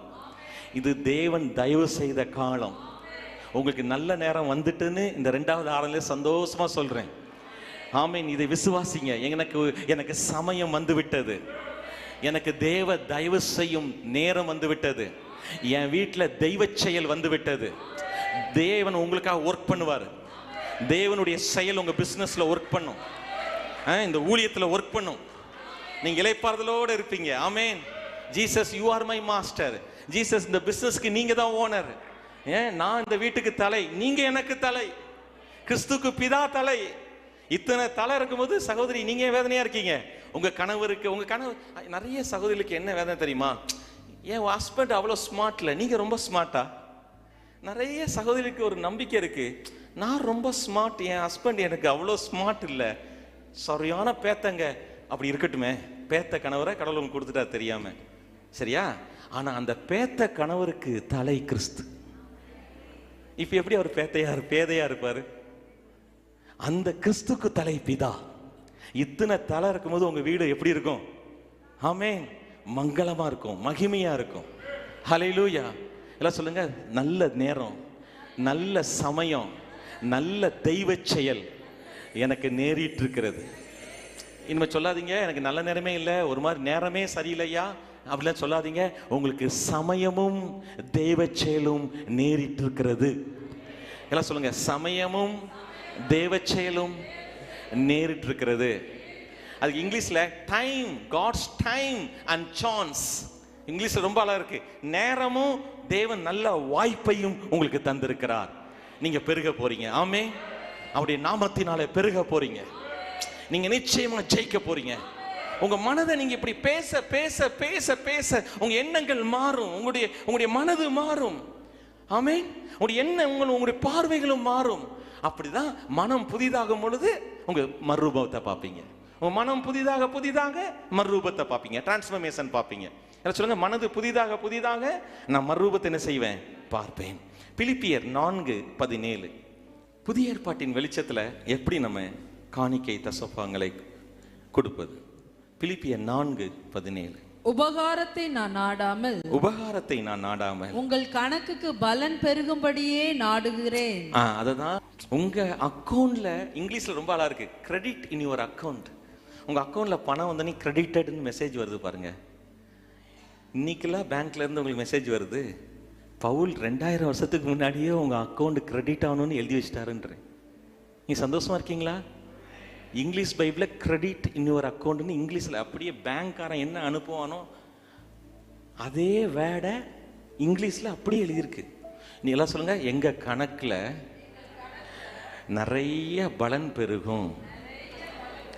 என் அக்கௌண்ட், நீங்க கணக்குனா என்னதான் வச்சிருக்கேன், என் வங்கி கணக்கில், என் வீட்டுக்காரர் வங்கி கணக்கில், இந்த சர்ச்சினுடைய வங்கி கணக்கில் நிறைய கிரெடிட் ஆகும். ஆமே. நான் ஃபர்ஸ்ட் சர்வீஸ்க்கும் செகண்ட் சர்வீஸ்க்கும் இடையில என் பிஸ்னஸில் ஒரு பணம் வரக்கூடிய நல்ல செய்தி எனக்கு வந்துட்டு வாய்ஸ் நோட்டா பிளெஸ்ஸிங்காக பார்க்குறேங்க. சுற்றி எங்கே பார்த்தாலும் பிளெஸ்ஸிங். உங்களுக்கு எப்படி தெரியுது? பிளெஸ்ஸிங்காக தெரியுதோ? பிளெஸ்ஸிங்னு ஒரு பொண்ணு தெரியுதா உங்களுக்கு? பிளெஸ்ஸிங்னு ஒரு பையன் தெரியுதா? எனக்கு பிளெஸ்ஸட் கிரைஸ்ட். எங்கே பார்த்தாலும் ஆசீர்வாதம். சொல்லுங்கள், எங்கே பார்த்தாலும் ஆசீர்வாதம். என்னத்தை நடக்க போகுது ஞாயிற்றுக்கிழமை இப்படியே பேசுனீங்கன்னா அப்படியே விளக்கண மாதிரி பேசினா விளக்கண மாதிரி ஆயிரும். நோ, செக்கெண்ண மாதிரி அப்படி நல்லெண்ணெய் செக்கெண்ணெய் வச்சு இட்லி பொடி சாப்பிட்டா எப்படி இருக்கும்? பசிக்கும் போது இப்படி பேசுவீங்களா பிரதர்? நான் சொல்றது கேளுங்க, நம்ம ஆட்களுக்கு சாப்பாடும் பணத்தை பத்தி பேசினா நல்லா புரியும். மெசேஜ்ல வேற எதெல்லாம் சொல்றதை விட உணவு, அந்த பணம் எல்லாருக்கும் நல்லா புரியும். இல்ல, உங்களை தேவன் ஆசீர்வதித்திருக்கிறார், உங்க அக்கௌண்ட்ல கிரெடிட் ஆகும். அப்போ நான் உங்களுக்கு தெரியுமா, ரிமோட் மேனேஜர்னு ஒருத்தங்களை வேலைக்கு வச்சிருக்கேன். அவங்க எங்க ஆஃபீஸ்க்கு வரவே மாட்டாங்க. இருக்கிற இடத்துல இருந்து அவங்களும் சம்பாதிப்பாங்க, நானும் சம்பாதிப்பேன். உங்களுக்கு புரியுதா? Remote manager. அவங்களுக்கு பிசினஸ்ல கம்சன், சம்பளம் கிடையாது, கம்சன். ஸோ ரிமோட் மேனேஜர்னே ஒருத்தங்களை வச்சிருக்கோம். சிஸ்டர் சூப்பரா இங்கிலீஷ் தமிழ் எல்லாம் பேசணும். இப்போ அவங்களுக்கும் பணம் கிடைக்கும், எனக்கும் பணம் கிடைக்கும். இந்த 2 ஆராதனைக்கு இடையில எனக்கு ஆசீர்வாதம் வருதுன்றேன். இயேசு நாமத்தில் உங்களுக்கு வருதுன்றேன். ஏன்? பிலிப்பியர் 4:17 காலையில வந்துச்சுன்றேன்.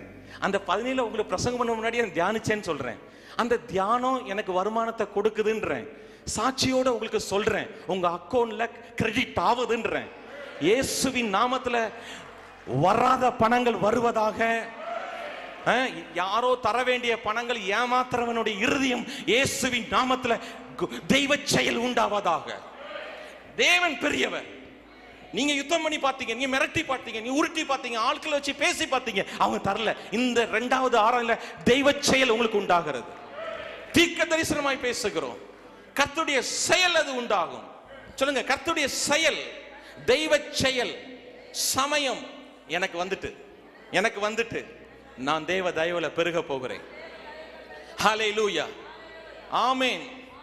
எங்க பல இடங்களிலிருந்து உங்களை கர்த்தர் விருத்தியையும் உங்களை வர்த்திக்கவும் பண்ணுவார். 8 திசைகளிலிருந்தும் கர்த்தருடைய கிருபை உங்களை மேலோங்க செய்யும். ஹல்லேலூயா. எங்க பார்த்தாலும் அவருடைய கிருபையையும் அவருடைய அன்பையும் அவருடைய வல்லமையின் செயல்களையும் நீங்க பாப்பீங்க. Account will be credited in the name of the Lord Jesus. ஆமென். உங்க கணக்குல பலன் உண்டாக போகுது, உங்க அக்கவுண்ட் கிரெடிட் ஆக போகுது. பாஸ்டர், ரொம்ப வருஷமா பிரதர், ரொம்ப வருஷமா நான் கஷ்டப்படுறேன், அந்த அமௌண்ட் வரவே இல்லை. இந்த செப்டம்பர் கடைசி ஞாயிற்றுக்கிழமை இயேசுவின் இரத்த அங்கே அந்த ரிலீஸ் பண்ணுவதாக, அந்த கேஸ், சொத்து கேஸ் இயேசுவின் நாமத்திலே முடிவதாக. நீங்க என்ன பண்ணணும்? அப்படி முடியும் போது பாஸ்டர்ட்ட ஒரு சின்ன கவர் எடுத்து ஒரு 5000 ரூபாயை போட்டு, ஐயா எனக்கு ஒரு 50 லட்சம் வந்துச்சு, அப்படி 5000 ரூபாய் கொடுக்க கூடாது. அதுல இருந்து நீங்க என்ன பண்ணணும்? கர்த்தர் இவ்வளவு தூரம் எனக்கு வார்த்தையை தந்தார், இவ்வளவு தூரம் எனக்கு பிளஸ் பண்ணியிருக்கார், அதுல ஒரு நல்ல பங்கை எடுத்து ஒரு கொடுக்கிற இருதயத்தை தேவன் தரட்டும். நிறைய பேர் சபைகளுக்கு நான் வார வாரம் போறேன். அவங்க ஒரு பெரிய 2.5 கோடிக்கு வீடு கட்டுறாங்க. என்னையும் கூப்பிடுறாங்க, நானும் கூட போவேன். ஒரு சின்னதா ஒரு 5000 ரூபாய் 2000 ரூபாய் 3000 ரூபாய் காணிக்க போட்டு பாஸ்டருக்கு ஒரு சாப்பாடு கொடுத்து, வீட்டுக்கும் சாப்பாடு கொண்டு போறீங்களா பாஸ்டர்னு சொல்லி கார்ல ஏற்றிடுறாங்க. அப்படி இல்லை, உங்களுக்கு இவ்வளோ பெரிய பிளெஸ்ஸிங் உங்களுக்கு ரிலீஸ் ஆக போகுது. நீங்க அதுல நல்ல உதாரத்துவமாய் கொடுக்கிற இடத்தில் கர்த்தர் பிரியமா இருக்கிறார். நீங்க கேட்கலாம், கொடுக்கலன்னா பிரியமா இருக்க மாட்டாரா? அதுக்கு தான் ஃபர்ஸ்ட் ஆர்டர் சொன்னேன். யாக்கோபுக்கு 12 பசங்க, ஆனா யாரு மேல? எல்லா பசங்க மேலேயும் அன்பு, ஆனா ஒருத்த மேல பிரியம், அது யோசேப்பு. இங்க இருக்கிற எல்லார் மேலேயும் தேவன் அன்பா இருக்காரு, ஆனா கூடுதல் பிரியம் உற்சாகமா கொடுக்கிற உங்கள் மேல். நீங்க கட்டாயமாய் அல்ல, நீங்கள் நிர்பந்தமாய் அல்ல, தாராளமாய் கொடுத்து பாருங்கள். உங்களுக்கு இயற்கைக்கு அப்பாற்பட்ட முறையிலே பொருளாதாரத்தில் நீங்க ஆசீர்வதிக்கப்படுவீங்க. பொருளாதாரத்தில் நீங்க ஆசீர்வதிக்கப்படுவீங்க. ஹல்லேலூயா, ஆமென். நீங்கள் நிலங்களை மட்டுமல்ல, மலை பிரதேசங்களை சுதந்திரிப்பீங்க. உங்களை நான் இன்னைக்கு எல்லா விதத்திலையும் ஆசிரிக்கிறேன். காற்றிலிருந்தும் உங்களுக்கு நன்மைகள் வருவதாக. ஃப்ளைட்டு, சொந்த ஃப்ளைட்டுகள், சொந்த அந்த ஏர்ல என்னெல்லாம் பிஸ்னஸ் நடக்குதோ அத்தனை நன்மைகள் உங்க வீட்டுக்கு வரட்டும். தண்ணீர்ல என்னெல்லாம் நன்மை இருக்குதோ அத்தனையும் உங்க வீட்டுக்கு வரட்டும். நான் மிதித்து நடந்து கொண்டிருக்கிற இந்த பூமியில என்ன நன்மைலாம் இருக்குதோ அது உங்களுக்கும் இந்த சபைக்கும் வரட்டும். ஹல்லேலூயா, ஆமென், ஆமென். வாயு, கேஸ், நெருப்பு, இதன் மூலம் என்னெல்லாம் நன்மை இருக்கிறதோ அது உங்க வீட்டில் வரட்டும். ஏன் தெரியுமா? பூமியும் அதை நிறைவும் என் சொந்த அப்பாவுடையது, உங்கள் சொந்த தகப்பனுடையது, உங்கள் அப்பாவுக்கெல்லாம் அப்பாவுடையது. ஹல்லேலூயா. நீங்க தப்பா நினைக்காதீங்க. இந்த உலகத்துல பெரிய பெரிய கோடீஸ்வரன் ரட்சிக்கப்படாதவன் இந்த பைபிள் இருந்து தான் நிறைய பிரின்சிபிள்ஸ் எடுத்திருக்காங்கன்னு உங்களுக்கு தெரியுமா? உங்களுக்கு தெரியுமா? கோயம்புத்தூர்ல மிகப்பெரிய ஏக்கர் கணக்கில் நிலங்களை வைத்திருக்கிற ஒரு மிகப்பெரிய மனிதர், அவர் சொல்லுகிறார், நான் பைபிள்ல இருந்து தான் இவைகள் எல்லாம் கற்றுக்கொண்டேன். ஏன்னா பைபிள தான் நீ பூமியை சொந்தமாக்குவ, பூமியை சொந்தமாக்குவ அப்படின்னு போட்டிருக்கு. பைபிள் இருந்து தான் நான் நிறைய கத்துக்கிட்டேன்றாரு ரட்சிக்கப்படாத அந்த நபர். உங்களுக்கு புரியுதா? நம்ம என்ன பண்ணிட்டோம் அப்படின்னா, செத்தா பரலோகத்துக்கு போகணும், எப்படியாவது விசுவாசத்தை காத்து கொண்டேன், ஓட்டத்தை முடித்தேன். பவுல் ஒன்றும் அப்படி பாம்போலெல்லாம் முடிக்கல. அவர் பிரசங்கத்தை கேட்டுட்டு இருக்கும் பொழுது செத்தா அவங்க மேல படுத்து அவர் உயிரோட எழுப்புறாரு. அவரை ஒரு பாம்பு கடிச்சா சாக வேண்டிய இந்த மனுஷன் பாம்பை சாகடிக்கிறாரு. அவர் ஏதோ ஓட்டத்தை முடித்தேன். இந்த நிறைய பேர் இந்த துஷ்டி வீட்டுக்கு போங்களேன், இன்னைக்கு யாராவது துஷ்டி எங்கேயாவது போனா, விசுவாசத்தை காத்து கொண்டார், ஓட்டத்தை முடித்தார், அப்படி இந்த பரிதாபமெல்லாம் அவர் இல்லை. அவர் லைஃப் ஸ்டைலே வேற. ராஜாக்கு முன்பாக அபயம் எடுக்கிறார். ஒருத்தன் அடிக்கிறான், என்ன ஏன் அடிச்சேன்னு இயேசு மாதிரியே கேட்கிறாரு, இயேசு மாதிரியே கேட்கிறாரு. உங்களுக்கு புரியுதா? பவுல் ஒன்றும் பாம்போல முடிக்கவே இல்லை. அவர் சொல்றாரு, பல மொழிகளை பேசுறாரு, ஹீப்ரு பேசுறாரு, லத்தீன் பேசுறாரு. அவருக்கு புரியுதா? மிகப்பெரிய கமாலியல் பாத்துல படிச்சவரு, ஸ்டாண்டர்டான ஒரு மனுஷன். ஸோ அவர் ஒன்றும் பரிதாபமா ஓட்டத்தை முடிக்கல. இங்க இருக்கிற யாரும் பரிதாபமா ஓட்டத்தை முடிக்க கூடாது. கர்த்தர் இப்படி உங்களை ஜெபம் பண்ண சொல்றார். சொல்லுங்களேன், பிதாவே உம் நாமத்தை உயர்த்த நான் வாழ்கிறேன், உம் சித்தம் செய்ய என்னை அர்ப்பணித்தேன், உம் நாமத்தை உயர்த்த. ஆமென். உம் நாமத்தை உயர்த்த நான் வாழ்கிறேன். இந்த பின்னாடிலாம் சில பேர் கையை உயர்த்தி ரொம்ப அருமையா சொல்றீங்க. ரொம்ப உங்களெல்லாம் காட் பிளஸ். நீங்க யூ ஆர் ஆல்ரெடி பிளஸட். நீங்க கர்த்தரால் ஏற்கனவே ஆசீர்வதிக்கப்பட்டோம். முன்னாடி உள்ளவங்க மட்டும் இல்லை, பின்னாடி நல்லா சொல்றீங்க. கர்த்தர் உங்களை மேன்மையாக்குவார். நீங்க என்ன சொல்லணும் தெரியுமா? அப்பா, என் வாழ்க்கை சாதாரணமா முடிஞ்சிடக்கூடாது. என் ஜெபம் அதுதான். நான் ஒரு ஹிஸ்டரியில இடம் பிடிக்கணும், இந்த தேசத்தை மாற்றணும். இந்த தேசம் கொள்ளையடிக்கப்படுகிறது. இந்த தேசத்தில் அநேகர் இயேசுவை அறியாமல் செல்கிறார்கள். என்னை பயன்படுத்துங்க ஆண்டவரே. எனக்கு இந்த கண் திறந்தீங்களே. உங்க பாஸ்டர் ஜெசரஜன்ற நீங்க இதயத்தின் ஆழத்தை பார்த்தீங்கன்னா, இந்த காஸ்பல் போய் ரீச் ஆகணும், இந்த காஸ்பல் போய் இந்த சுவிசேஷத்தை ஜனங்கள் அறியணும். ஆமென். ஒரு சரியான சுவிசேஷம் இந்த சபையிலே அறிவிக்கப்படுகிறது. ஹல்லேலூயா. இந்த சரியான காஸ்பல் உலகம் முழுவதும் போக வேண்டும். எல்லாம் சொல்லுங்க, உங்க நாமத்தை உயர்த்த நான் வாழ்கிறேன், உங்க சித்தம் செய்ய என்னை அர்ப்பணிக்கிறேன். என் மூலம் உங்க வாசனை வீசணும் அப்பா. இங்க பாருங்க, இங்க பாருங்க. நீங்க எல்லாரும் மாம்சத்தின்படி ஒரு அப்பா அம்மாவுக்கு பிறந்தவங்க, ஆனா நீங்கள் மறுபடியும் பிறந்தவங்க.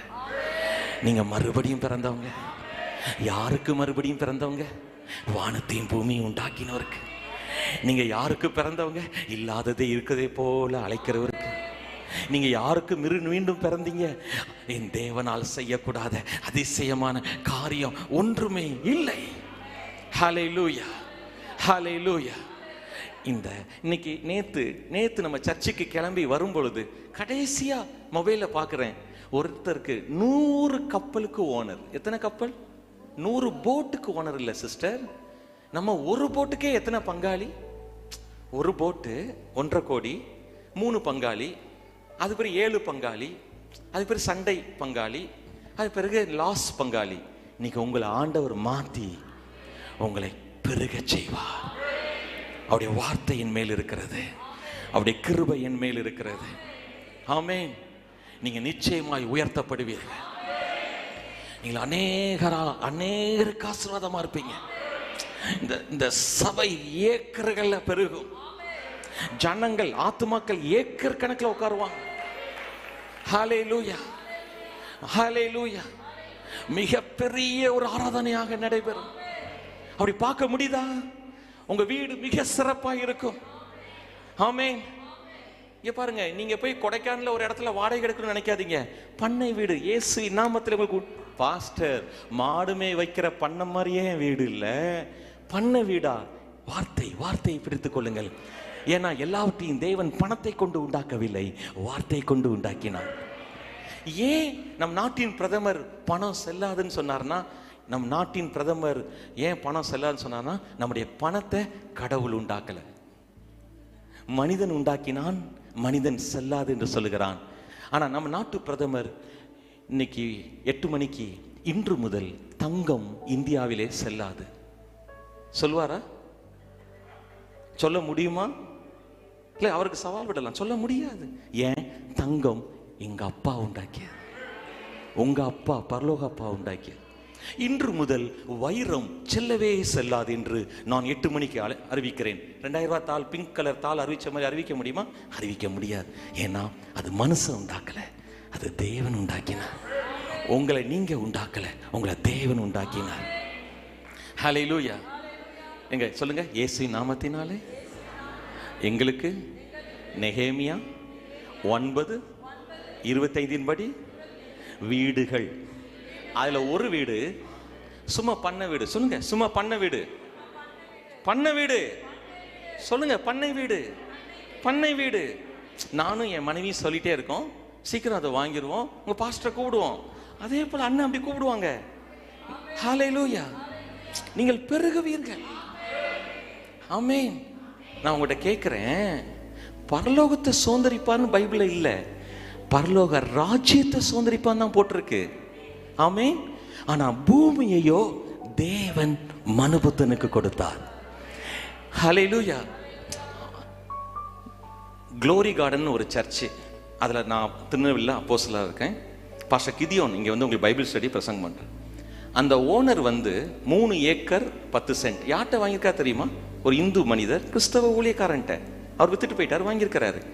அவர் சொன்னாரு, ஐயா உங்க பைபிளை படிச்சுதாயா நான் 650 ஏக்கர் வாங்கியிருக்கிறேன் அப்படின்னு. ஒரு 8 மாசம் கழிச்சு சொல்றாரு, 700 ஆயிட்டியா? எது 700 ஆயிட்டுன்னு கேட்டேன். 700 ஏக்கர் ஆயிட்டியா சொத்து அப்படி. இந்த ஆள் என்ன கிரிக்கெட் ஸ்கோரை விட கூட சொல்றாரு. டெஸ்ட் மேட்ச் கிரிக்கெட் ஸ்கோரை விட அவர் ஏக்கர்களை சுதந்திரிக்கிறார். எதை வாஸ்தன்னு சொல்றாருன்னா பைபிள். ஆனா அவர் இயேசு இரட்சகரை ஏற்றுக்கொள்ளல. உங்களுக்கு புரியுதா? உங்களை கர்த்தர் நிலங்களை சுதந்திரிக்க. நான் உங்கள்கிட்ட கேட்கிறேன், நீங்க இந்த தூத்துக்குடியில பெரிய இடத்தை சுதந்திரிச்சா அங்கே தவறான காரியத்தை செய்ய நீங்க அனுமதிப்பீங்களா? அங்கே பரிசுத்தமானதுக்கு தான் நீங்க இடம் கொடுப்பீங்க.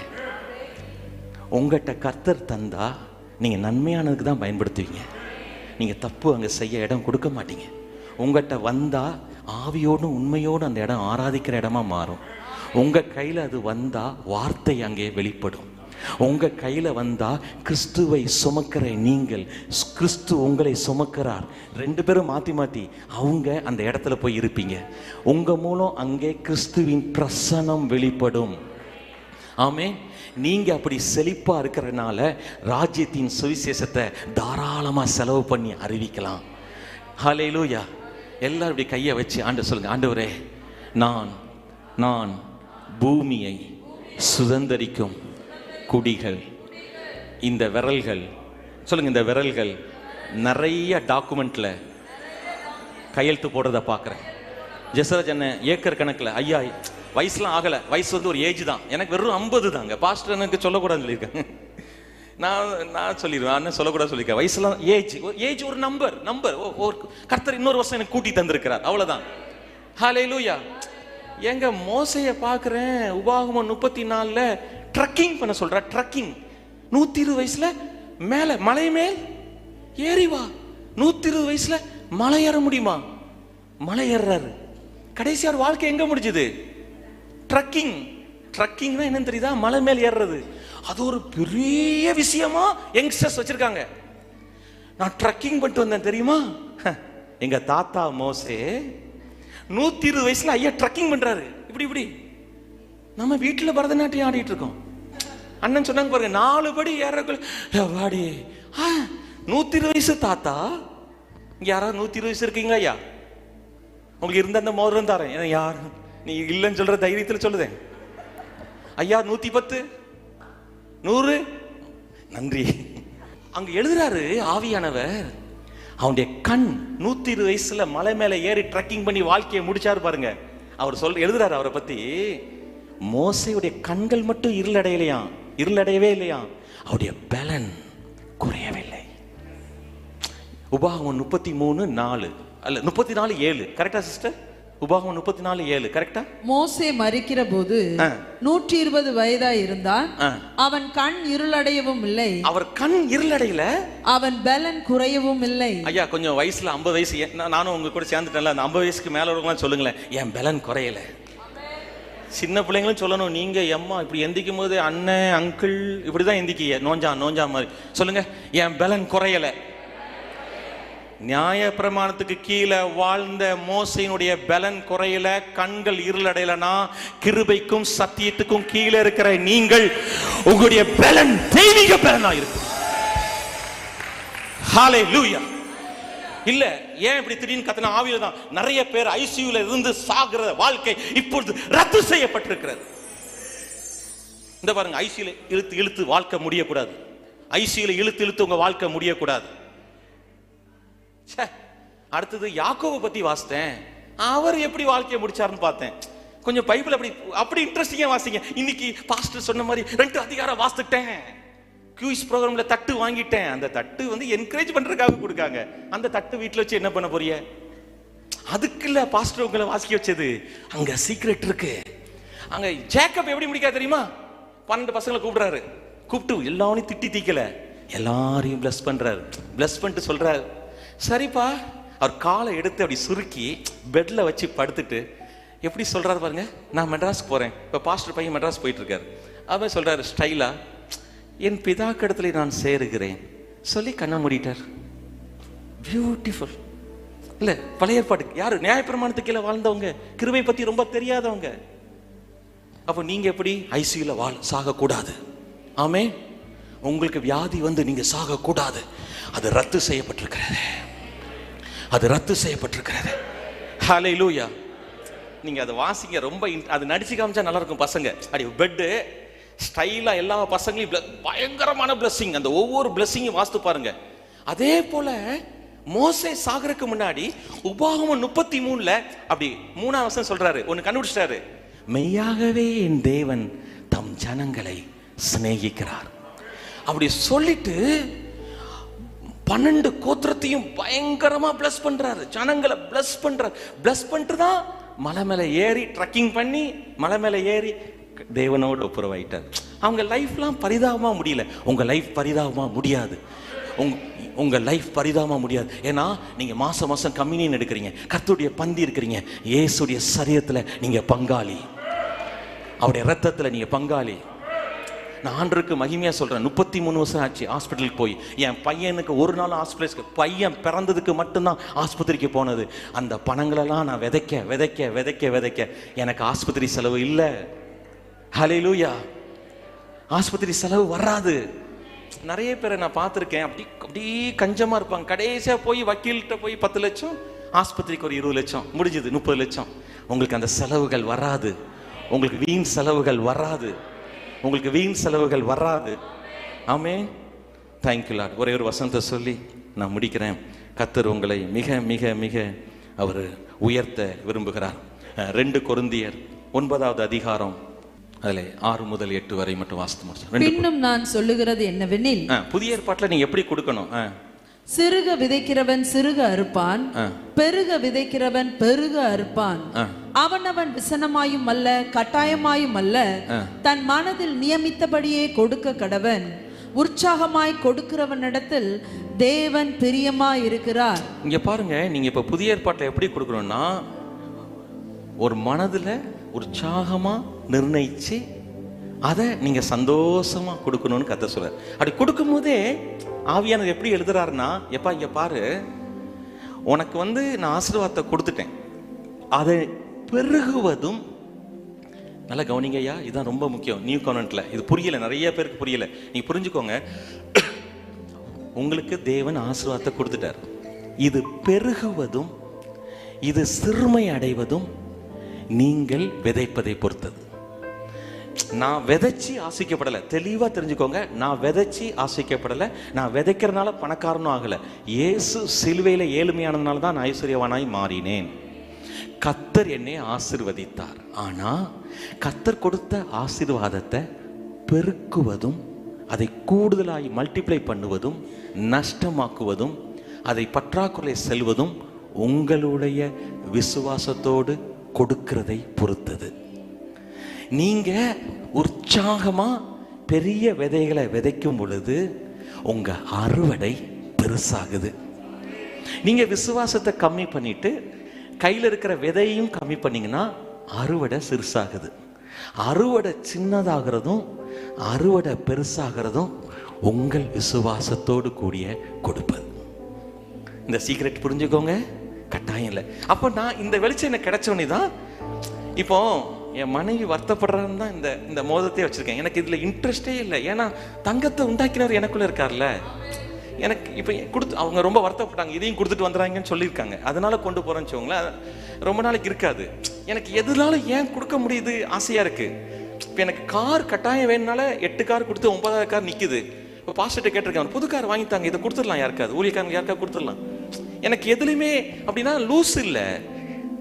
எனக்கு நான் பெரிய நல்ல நிலத்தை பார்த்து விதைக்கும் பொழுது எனக்கு அறுவடை பெருசா வருது. என் விசுவாசத்தை நான் கம்மி பண்ணி என் விதை சைஸையும் நான் கம்மி பண்ணி இருந்தேன்னா அறுவடை குறையுது.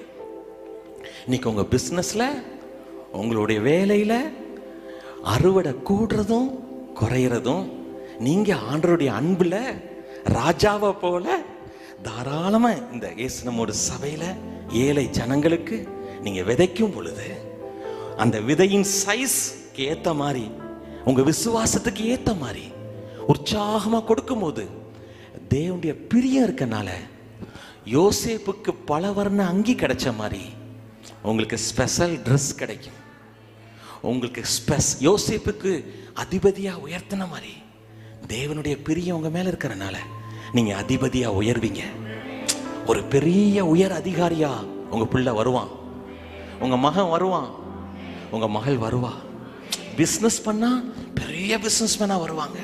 ஊழியக்காரனா இருந்தா பெரிய ஊழியக்காரனா இருப்பாங்க. பாடுறவங்களா இருந்தா பெரிய பாடகரா இருப்பாங்க. அவங்க அவங்க அவங்க அரசாங்கத்தில் வேலை செய்யறவங்க இருந்தா ஐஏஎஸ்லயே பெரிய ரேங்க் ஹோல்டரா இருப்பாங்க. உங்க பிள்ளைங்க அப்படி வருவாங்க. எழுதி நிற்போமா?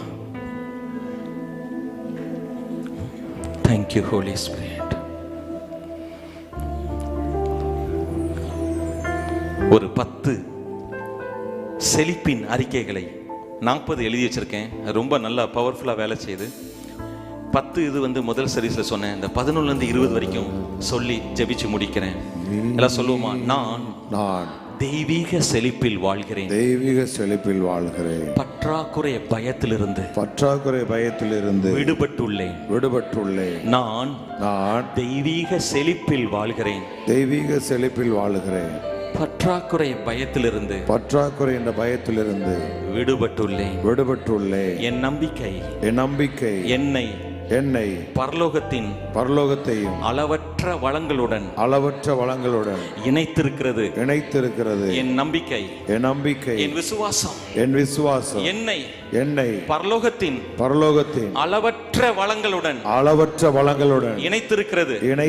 நான் தேவனுடைய செல்வத்தின் ஒரு பொறுப்பாளர். அதை அவருடைய மகிமைக்காக பயன்படுத்துவேன். நான் தேவனுடைய செல்வத்தின் ஒரு பொறுப்பாளன். அதை அவருடைய மகிமைக்காக பயன்படுத்துவேன். என்னில் தேவனுடைய ஜீவன் இருப்பதால் இயற்கைக்கு அப்பாற்பட்ட பொருளாதார வளர்ச்சியை என் வாழ்விலே ஈர்க்கப்படுகிறது.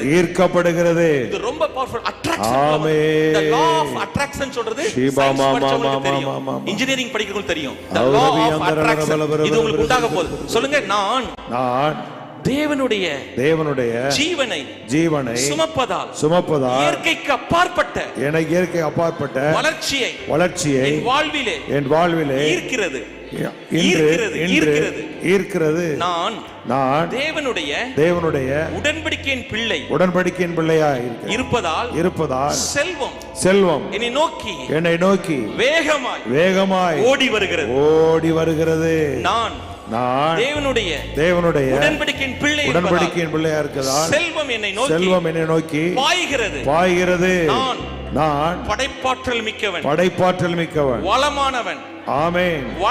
வளமானவன் மற்றும் தெய்வீக ஞானங்கள் நிறைந்தவன். எனது செழிப்பு தேவனுடைய நன்மைக்கு ஒரு சாட்சி. எனது செழிப்பு தேவனுடைய நன்மைக்கு ஒரு சாட்சி. என் கைகளின் செயல் பலனளிக்கும் மற்றும் உற்பத்தி திறமை கொடுக்கும். பொருளாதார வெற்றி வழிவகுக்கும். தெய்வீக ஞானத்தில் நான் செயல்படுகிறேன். பொருளாதார வெற்றிக்கு வழிவகுக்கும். தெய்வீக ஞானத்தை நான் செயல்படுகிறேன்.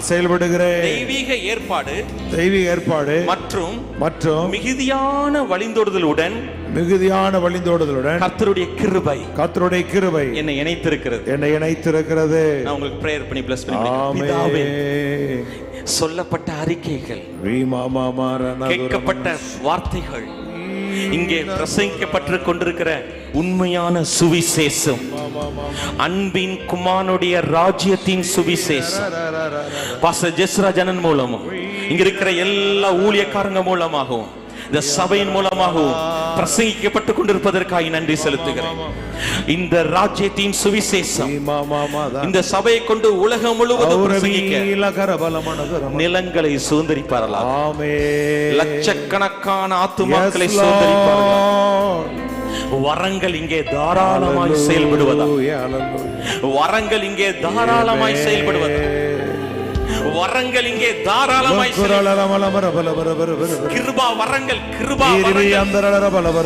அற்புதம் செய்யும் சக்தி, ஞானத்தை போதிக்கும் வசனம், மிகப்பெரிய செழிப்பு, மிகப்பெரிய தேவ சமாதானம், இயேசுவை உயிரோடு எழுப்பின அதே வல்லமை, பசுமை மாறாத உண்மையான தேவனுடைய அன்பு இங்க இருக்கிற எல்லாருடைய இருதயங்களிலும் பாய்வதாக. நேரலையில் பார்க்கிற அநேகர் இந்த சபையிலே ஆன்லைன் சர்ச் பிலீவர்ஸ் ஆய் மாறட்டும். இந்த சபைக்கு ஆன்லைன் பிலீவர்ஸ் அதிகமா இருக்கட்டும். இந்த சர்ச்சுக்கு ஒரு தரமான வெப்சைட் உண்டாகட்டும். இந்த சபைக்கு மிகப்பெரிய மீடியாக்கள் உண்டாகட்டும். அதை இயக்கக்கூடிய தொழில்நுட்ப அறிஞர்கள் அநேகர் இங்கே வரட்டும். நிலங்களையும் மலை பிரதேசங்களையும் சுதந்திரிக்கிற சபையாய் மாறட்டும். அநேக ராஜாக்கள் இங்கே ஓடி வரட்டும். அநேக ஜனங்கள் இங்கே ஓடி வரட்டும். மெய்யாகவே இயேசு உண்மையான தெய்வம் என்பதை அறியட்டும். அவர் கொடுக்கிற நன்மைகளை ருசி பார்க்க ஒரு கூட்டத்தை இங்கே எழுப்புவதற்காய் நன்றி. ஒரு பெரிய ஊழியமாய் மாறுது ஆண்டவரே. இது 4 சுவருக்குள்ள அடைக்க முடியாத ஆண்டவரே. அண்ணனுக்கு நீ கொடுத்திருக்கிற இயேசு நம்முடைய ஊழியம் ஒரு 4 சுவருக்குள்ள அடையாத ஆண்டவரே. இதுக்கு எல்லைகளே இருக்காது ஆண்டவரே. there is no boundary, there is no boundary. எல்லையற்ற உடைய மகிமை இங்கே விளங்கட்டும். இயேசுவின் நாமத்தில் பிதாவே, ஆமென்.